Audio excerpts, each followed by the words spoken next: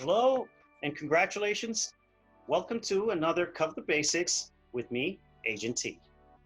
Now, today we're going to be discussing a topic that I get a lot of questions on. It's about life and disability insurance. Most people tend to steer clear of those two topics. I mean, realistically, nobody really wants to think about becoming disabled or even passing away. Yet, statistically, as we grow older, our chances of being disabled, even if it's temporarily, increases. Now, let me not talk to you about the stats on passing away. Those are pretty rock solid. So let's have a conversation, if you will. All right. One of the main purposes of life and disability insurance is to protect your loved ones, to protect your business interests, to protect your estate. Now, you can think of insurance and investment as two sides to the same coin. All right. Let's say, for example, you went out and you got the newest phone, the newest iPhone, or whichever one. All right. Typically, you're proud of that purchase. It's brand new technology. You want the best of it and the best from it. But at the same time, you don't want anything to happen to it. So you purchase the insurance to cover it in case of damage, take it for a swim, or whatever it is. You want to make sure that it's protected. And that's the same instance that you should try to think about insurance as well.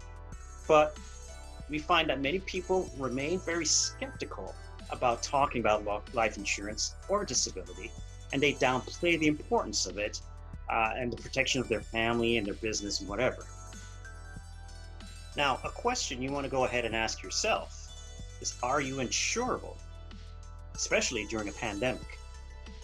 Now, typically, for most people, the answer would actually be yes. But remember, things have changed lately, all right? Traditionally, most of these insurance companies, they would require medical exams, blood tests, they would check health records. But in today's day and age of social distancing, and no contact services and even stay-at-home orders, the industry has been forced to meet to these new challenges and change the way that they've done business in the past. Now, just so you know, today you're going to find it looking a little bit differently, in terms of how they've responded. I mean, now the insurance business is actually relying a lot on data. Doctors' records, prescription data, personal information. They're using all of this now to kind of go ahead and assess how much of a risk we are to insure.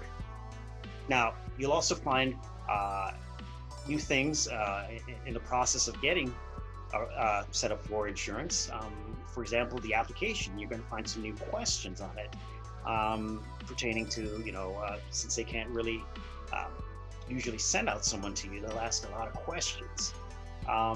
You can also, in some instances, expect that there are no medical exam that's required to get the insurance on many instances. E-policy deliveries and no contact meetings are becoming a new norm in the industry. So be aware of that if you're deciding to go along and check out, some policies, or even figure out if this is something that you want to get into. Now, I don't want you to feel like this is all confusing, because really it isn't. You want to work with someone that can make this all sensible to you, because insurance is really important. It's going to, like I said earlier, it's going to help you to take care of things you'd want taken care of, whether it's a loved one, your business, or even an estate. Now, you're going to want to take advantage of making sure that you're working with good companies as well. Most insurance companies, they've been around for many, many years. Most actually that are still in existence, they have been around since the last pandemic.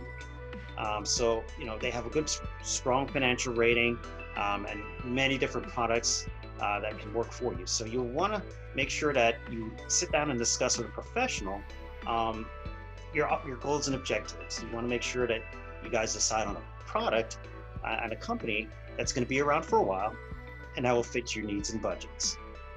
Again, this is Agent T. Thank you again for checking in with us. Remember, you've always got help with me. If you have any questions, be sure to always go ahead and check out my Facebook page And if you haven't already yet, go ahead and see if you can do our personal evaluation worksheet. Again, no cost to you, but it gives me an idea to see how I can help you in the future. So again, I hope this was a great installment of Cover the Basics. Please let me know any questions or comments. Glad to hear from you. Have a wonderful, wonderful day.